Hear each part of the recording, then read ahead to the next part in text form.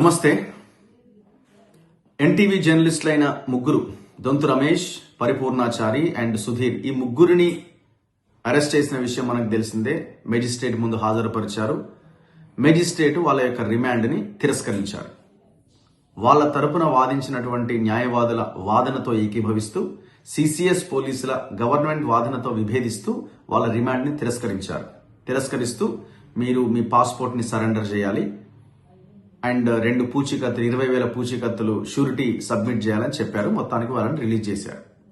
ఈ టోటల్ ఎపిసోడ్లో అసలు ఏం జరిగింది, ఏం జరుగుతోంది, ప్రభుత్వం ఏం చేయాల్సి ఉండి ఏం చేసింది, ప్రభుత్వం వైపు నుంచి జరిగిన తప్పులేంటి, ఈ సందులో దూరుతున్న బీఆర్ఎస్ పార్టీకి ఈ జర్నలిస్టుల మీద మాట్లాడే కనీస నైతిక అర్హత ఉందా లేదా ఒక్కసారి మనం డిస్కస్ చేద్దాం. ఇప్పుడు అరెస్ట్ అయ్యి రిమాండ్ పంపించాలనుకున్న ముగ్గురు జర్నలిస్టులు చేసిన తప్పేంటి అన్నది ఫస్ట్. అండ్ ఆ ముగ్గురితో పాటు ఒక యాంకర్ దేవి అనే ఒక యాంకర్కి వాళ్ళ ఇంటి దగ్గర కూడా వెళ్ళారు. నన్ను కూడా ఇబ్బంది పెట్టారు, హింసించారని కూడా ఆమె ఒక వీడియో చేసి పోస్ట్ చేశారు. మరి ఆమె మీద ఎంక్వైరీ చేయాల్సిన అవసరం అంతా ఉన్నదా? ప్రభుత్వం ఏం చేయాల్సి ఉండి ఏం చేసింది? టోటల్ ఎపిసోడ్లో వచ్చినటువంటి వార్త ఏంటి? ఆఫ్ ది రికార్డ్ అనే ఒక 30 మినిట్స్. అది ఆ 30 మినిట్స్ అనే ఆఫ్ ది రికార్డ్ ప్రోగ్రాంలో ఒక 4-5 స్టోరీలు ఉంటాయి. అంటే పొలిటికల్ సర్కిల్స్లో వచ్చే గుసగుసలన్నీ అలా రాస్తుంటారు. ఇప్పుడు ఎట్లాగైతే సినిమా సర్కిల్స్లో ఈమెతో ఆయనకు సంబంధం, ఆయనతో ఈయనకు సంబంధం, ఇట్లా రకరకాల వార్తలు రాస్తారు కదా మసాలా వేసి. సో అట్లా పొలిటికల్ వార్తలు అన్నమాట ఇవి. దాంట్లో కొంత డోస్ ఎక్కువైపోయి ఈ ఆఫ్ ది రికార్డ్ అనే ఈ ప్రోగ్రాంలో మంత్రి కోమటిరెడ్డి వెంకటరెడ్డిని ఉద్దేశిస్తూ మంత్రికి ఒక ఐఏఎస్ అధికారికి మధ్య సంబంధం ఏదో లింక్ ఉన్నదని ఆ కథనం సారాంశం.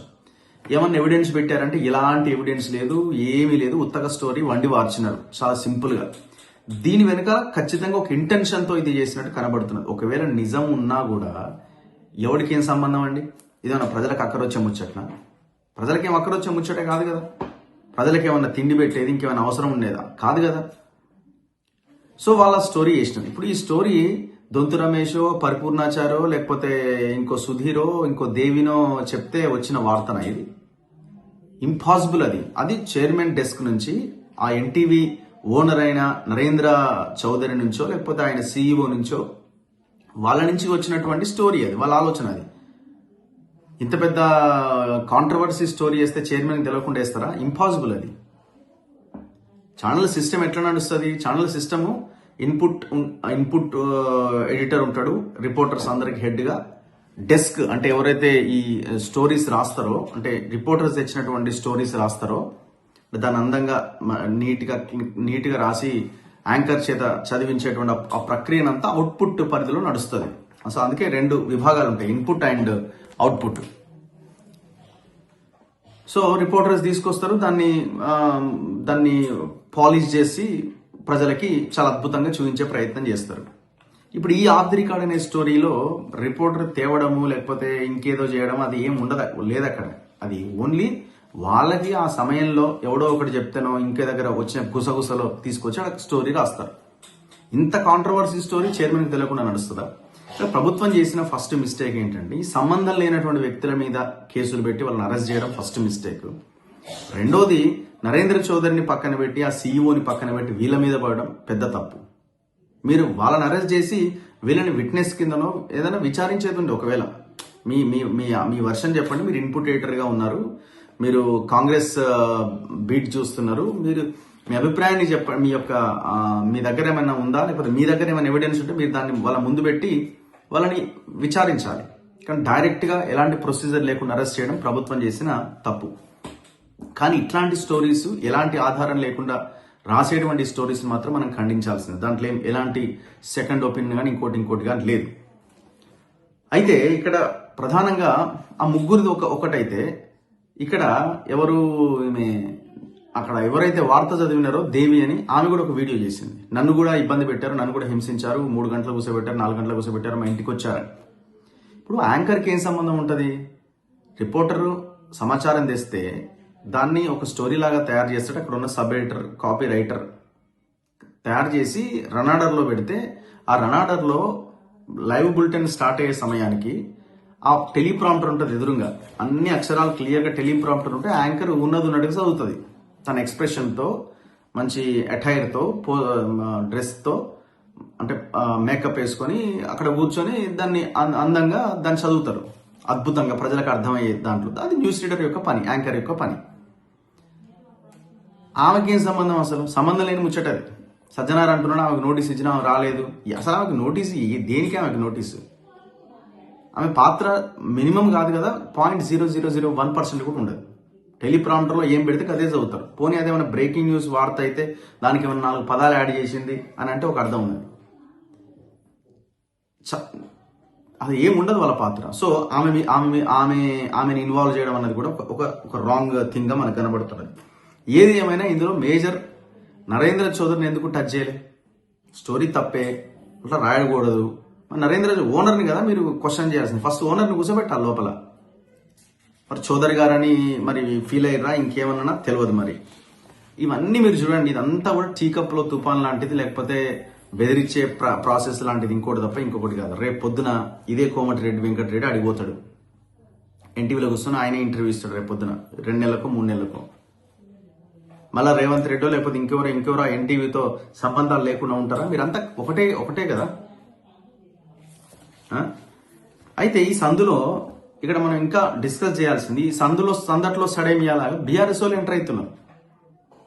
ఈ బీఆర్ఎస్ వాళ్ళకి మరి వీళ్ళు మొత్తం జర్నలిస్టులని ఏదో పెద్ద పైకి లేపినట్టు, ఈ జర్నలిస్టుల మీద దాడులు జరిగితే ఏదో గొప్పగా మాట్లాడినట్టు. అసలు ఈ సంస్కృతిని, కల్చర్ని స్టార్ట్ చేసింది బీఆర్ఎస్ పార్టీ, టీఆర్ఎస్ ఆనాడు. ఎక్కడెక్కడ స్టార్ట్ అయిందో నేను చెప్తాను వినండి. 2014లో కేసీఆర్ అధికారంలోకి రాగానే TV9 మీద అండ్ ఆంధ్రజ్యోతి, ఏబిఎన్ ఆంధ్రజ్యోతి మీద బ్యాన్ వేసింది ఒక 1 ఇయర్ పాటు. ఆ ఇద్దరు ఓనర్లు రాధాకృష్ణ, రవిప్రకాష్ వెళ్ళి కలిసినా కూడా కేసీఆర్ కావలే. మరి వందలాది మంది జర్నలిస్టులు ఆనాడు జరిగినటువంటి వాళ్ళు ఉపయోగించినటువంటి భాష ఇదంతా కూడా కొంత తెలంగాణ ఎమ్మెల్యేలను కించపరిచినట్టుగానే ఉండే. తప్పు జరిగింది. మరి వాళ్ళు కూడా రిజాయిండర్ ఇచ్చారు కదా. మీరు అంటున్నారు ఎన్టీవీ అని రిజాయిండర్ ఇచ్చినా కూడా ఎందుకు అటాక్ చేసినారని. మరి ఆనాడు కూడా వీళ్ళు రిజాయిండర్ ఇచ్చిన తర్వాత కూడా క్షమించండి అని వీడియోల రూపంలో చెప్పిన తర్వాత కూడా వాళ్ళ ఛానళ్ళు 1 ఇయర్ పాటు నడవకుండా చేశారు కదా. గుర్తుందా? 2014 తర్వాత ప్రమాణ స్వీకారం అయిపోగానే అది ఇంటెన్షనల్గా జరిగిందే కదా.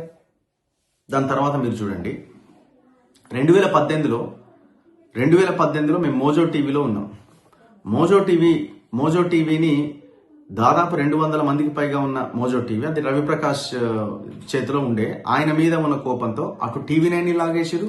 ఇక్కడ నడుస్తున్నటువంటి అద్భుతంగా అప్పటి వరకు టాప్ 5-6లో ఉన్న ఆ మోజో టీవీ ఛానల్ కూడా మొత్తం అడ్డంగా అర్ధరాత్రి కొనిపడేసి మొత్తం మీ చేతిలోకి తీసుకున్నారు. రానున్న రామేశ్వరం మీరంతా కలిసి. ఇది వాస్తవం కాదా? ఎంతమంది జర్నలిస్టులు రోడ్డు మీద వేసిన జీవితాలు మీ బతుకులు మీరు ఇవాళ ఏదో జర్నలిస్టులకి అని బయటకు వచ్చి మాట్లాడుతున్నారు. ఈ రోజు మాట్లాడుతున్న కొంతమంది సంఘాల లీడర్లు ఆనాడు ఎక్కడ పోయారండి? ఛానల్ని రోడ్డు మీద వేసినప్పుడు వందలాది మంది జర్నలిస్టులంతా రోడ్ల మీదకి వచ్చి అక్కడ ఆ ఛానల్ కేంద్రంగా ఉద్యమం చేసినప్పుడు మీరు అంతా ఎక్కడ పోయినారు? ఆనాడు మీకు కనబడలే. సేమ్ అదే కుట్ర కోణంలో భాగంగానే ఆనాడు రామేశ్వరరావు 10 టీవీని హ్యాండ్ ఓవర్ చేసుకున్నాడు. ఇది వాస్తవం. కమ్యూనిస్ట్ లీడర్లందరికీ తెలుసు, సిపిఎం లీడర్లందరికీ. దొంగచాటును ఎంటర్ అయిపోయి. ఇది వాస్తవం కాదా? ఏ ప్రశ్నించే ఛానల్ కనీసం ఇక్కడ వీళ్ళు జర్నలిస్టుల మీద 1-2 కేసులు పెట్టారు. మీరు ఛానల్లే లేకుండా చేసారు మొత్తం. Perfect example Mojo. అర్ధరాత్రి 1%, 99% షేర్ ఒక ఫ్రెండ్ మీద రవిప్రకాష్ పెడితే ఆయనని మీరు ఆధీనంలోకి తీసుకొని మొత్తం కొలాబ్స్ చేసి పడేసిన ఛానల్. మేము అక్కడే ఉన్నాం ఆ రోజు. మా మీద అక్రమంగా కేసులు పెట్టించినారు, మమ్మల్ని అరెస్ట్ చేయడానికి ప్రయత్నం చేసినారు. అక్కడే ఉన్న అదే ఛానల్లో ఉన్న రేవతి అనే జర్నలిస్ట్ని మాతో పాటే మేము అందరం కలిసే పని చేసిన ఆమెని జైల్లో పెట్టిరు. ఒక మహిళా జర్నలిస్ట్ ఆమె. మరి ఆమెను ఆ రోజు జైల్లో పెట్టిరు కదా మీరు, ఇండ్ల మీదకి పోయి అరెస్ట్ చేసి. మరి ఆమె చేసిన మిస్టేక్ ఏంది? ఎన్ని రోజుల తర్వాత అరెస్ట్ చేసినారు ఆమెని? దీనికి ఆన్సర్ ఉందా మీ దగ్గర? No answer. అది అయిపోయిన తర్వాత రవిప్రకాష్ని అరెస్ట్ చేసినారు. గుర్తుందా మీకు? రవిప్రకాష్ ఇంటి మీదకి పోయి అరెస్ట్ చేసిన ఆయన కూడా పెద్ద జర్నలిస్టే కదా. ఆయన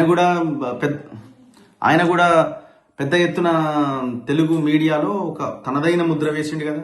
ఈ బ్రేకింగ్ న్యూస్లు, ఈ 24/7 న్యూస్ ఛానల్స్కి మొదట తెలుగులో ఆద్యుడు ఆయనే కదా. మరి ఆయన్ని కూడా అరెస్ట్ చేసినారు కదా మీరు. ఆయన ఛానల్ని లాగేసినారు కదా మీరు. ఇప్పటికి కూడా ఆయన కొట్లాడుతున్నాడు కదా ఆయన ఛానల్ లోగో వాటి మీద వీటి మీద. మీ హయాంలో జరిగిందే కదా. సరే ఇప్పుడు ఆయన ఎక్కడున్నాడు, మరి మీకు ఆయన గొడవ ఎక్కడొచ్చింది, ఇదంతా తర్వాత జరిగిన విషయం. కానీ ముందు జరిగిన దాంట్లో ఇప్పుడు ఎలక్షన్లకు 2023 ఎలక్షన్లకు ముందు మీ దగ్గరికి ఆయన వచ్చినప్పటికీ బిఫోర్ అంతా మీ మీద పోరాటమే కదా. మీరు ఆయన మీద యుద్ధమే చేసిరు కదా. ఆయన కొట్లాడిండు కదా. ఏంది ఇదంతా ఇప్పుడు కేటీఆర్, హరీష్ రావు ఆనాడు ఎక్కడ పోయారు మీరంతా? దాని తర్వాత 2020 తర్వాత జరిగిన ఫోన్ ట్యాపింగ్ సంబంధించిన దాంట్లో ఇప్పుడు ఆయన ఎవరు, ఐన్యూస్ ఎండి శ్రవణ్ రావు ఫోన్ ట్యాపింగ్ సర్వర్ ఐన్యూస్లో పెట్టి మొత్తం సర్వేల పేరుతో మంది ఫోన్లు ట్యాప్ చేసిరన్నది ఎలిగేషన్ కదా. శ్రవణ్ రావును కూడా విచారించారు కదా. శ్రవణ్ రావు, ప్రభాకర్ రావు ఇద్దరు అమెరికాలో ఉంటే చివరికి కోర్టు ఆదేశాలతో కదా వాళ్ళు ఇండియాకి వచ్చింది. సరే కేసు ఏమైంది, రేవంత్ రెడ్డి ఏం చేస్తున్న పక్కన పెడదాం. ఈ ఛానల్ కేంద్రంగా మీరు ఫోన్లు ట్యాప్ చేసిరు కదా. మరి జర్నలిజం ఆ వృత్తిని కాపాడాల్సిన మీరు, బాధ్యతగా ఉండాల్సిన మీరు ఛానల్లోనే సర్వర్లు పెట్టి ఫోన్లు ట్యాప్ చేసారు కదా మీరు. చరిత్ర మీది ఏం ఆన్సర్ చేస్తారు మీరు? దాని తర్వాత నేను గుర్రంపోడు అని హుజూర్ నగర్ దగ్గర గుర్రంపోడు అనే ఒక రైతులకు సంబంధించిన లంబాడి రైతులకు సంబంధించిన భూములకు సంబంధించిన అంశాన్ని నేను దాన్ని టేకప్ చేసి ఒక పెద్ద మూమెంట్ తీసుకొస్తే దాన్ని అప్పుడున్న బీజేపీ అధ్యక్షుడు బండి సంజయ్ టేకప్ చేసి ఒక బస్సులో బీజేపీ లీడర్లందరినీ, ఇంకొక బస్సులో జర్నలిస్టులందరినీ అక్కడి దాకా తీసుకెళ్లి అక్కడ ఒక మీటింగ్ పెడితే అక్కడ జరిగిన గొడవలో, బీజేపీ నాయకులకు పోలీసులకు మధ్య జరిగిన గొడవలో నా పేరు అనవసరంగా దాంట్లో ఇంక్లూడ్ చేసి, అంటే వీడే ఈ అంశాన్ని లేవనెత్తిందని నన్ను A19గా పెట్టి అప్పటిదాకా దాదాపు 20-30 మంది బీజేపీ వాళ్ళని 50 రోజుల పాటు జైల్లో పెట్టారు. అది అప్పటికి అయిపోయింది.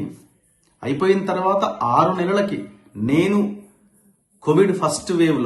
కరోనా ఫస్ట్ వేవ్లో ప్రైవేట్ హాస్పిటల్ మాఫియా మీద కొట్లాడుతున్న సందర్భంలో వీడుంటే మా హాస్పిటల్కి ఇబ్బంది అవుతుంది, నా యశోద లాంటి మా హాస్పిటల్కి ఇబ్బంది అవుతుంది అని చెప్పి మీరు నన్ను పనులు కొనుక్కుంటుంటే ఎతకపోయింది వాస్తవం కాదా? అప్పుడు జర్నలిజం అన్నది గుర్తుకు రాలేదా? ఆనాడు పవర్లో ఉన్న కేటీఆర్కి, ఆనాడు పవర్లో ఉన్న హరీష్ రావుకి ఎక్కడ పోయినాయి మీ అక్కడ? ఆ రోజు ఏమైపోయారు మీరంతా? ఆ రోజు ఇదంతా రియాలిటీ, వాస్తవం. ఇదంతా ఎక్కడ పోయారు మీరంతా? ఏ సంఘం ఆ రోజు ఒకరిద్దరు కొంతమంది తప్పితే ఆనాడు ఎక్కడ పోయినాయి ఈ సంఘాలన్నీ? ఎందుకు మాట్లాడలే ఆ రోజు? భయపడ్డారు ఆ రోజు. ఒక భయోత్పాతాన్ని మీరు క్రియేట్ చేసి పెట్టారు.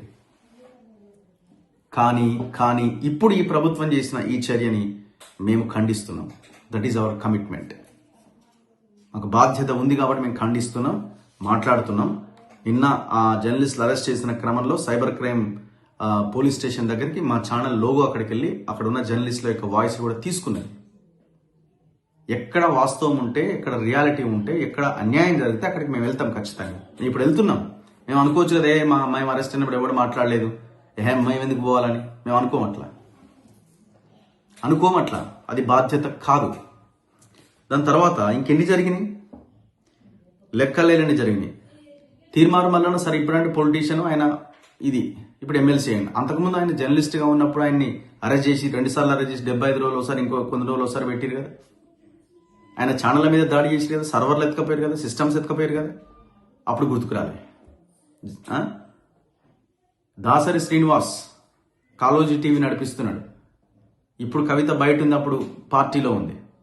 ఆమె ఆ పార్టీలో ఉన్నప్పుడు ఆయనని అరెస్ట్ చేసి ఇక్కడ పహాడీ షరీఫ్ అని ఇక్కడ ఏంది మేడ్చల్ దగ్గర పేట్ బషీర్ బాగా ఏదో ఉంటుంది కదా, ఆ పోలీస్ స్టేషన్ తీసుకెళ్లి ఎస్ఓటి పోలీసులు మొత్తం బట్టలన్నీ నానాహింస పెట్టి కొట్టి బీభత్సం చేశారు కదా. ఆయన సిస్టమ్స్ ఎత్తుకపోయారు కదా. అప్పుడు గుర్తుకు రాలేదు జర్నలిజం. ఇట్లా మేము చెప్పుకుంటూ పోతే కొన్ని వందల స్టోరీలు చెప్పొచ్చు. ఒక్కొక్క నియోజకవర్గంలో జర్నలిస్టులు మర్డర్లు కూడా కాబడ్డారు. హత్యకు కూడా గావించబడ్డారు. ఇది వాస్తవం కాదా? ఇండ్లు కొలగొట్టారు జర్నలిస్టులది. ఇది వాస్తవం కాదా? ఏ ఛానల్ అయినా కనీసం మాట్లాడే పరిస్థితి ఉండేనా ఆ రోజు? అందుకే సంఘాలైనా ఇంకెవరైనా బాధ్యతతో ఎప్పుడైనా మనం అన్యాయం జరిగినప్పుడు అన్యాయం మీద ప్రశ్నించాలి. మనం పార్టీల వైపు వెళ్ళినప్పుడు ఈ సిచ్యువేషన్ వస్తుంది. న్యూట్రల్గా ఉండి ఎప్పటికప్పుడు మనం ఈ అధికార పార్టీల మీద ఈ చేసేటువంటి ఈ అరాచకాల మీద మనం క్వశ్చన్ చేస్తూ ఉండాలి కదా. ఇప్పుడు నువ్వు ప్రతిపక్షంలో ఉన్నప్పుడు నీకు అందరు కావాల్సి వస్తున్నది. నువ్వు అధికారంలో ఉన్నప్పుడు నువ్వు మరి ఎవరి గురించి ఆలోచించినవా? సో అందుకే జరిగిన వ్యవహారం మీద ఇప్పుడు ఈ టోటల్ ఎపిసోడ్లో బీఆర్ఎస్ కూడా మాట్లాడే అర్హత లేదు. కేటీఆర్ కానీ, హరీష్ కానీ, ఇంకోరికి కానీ.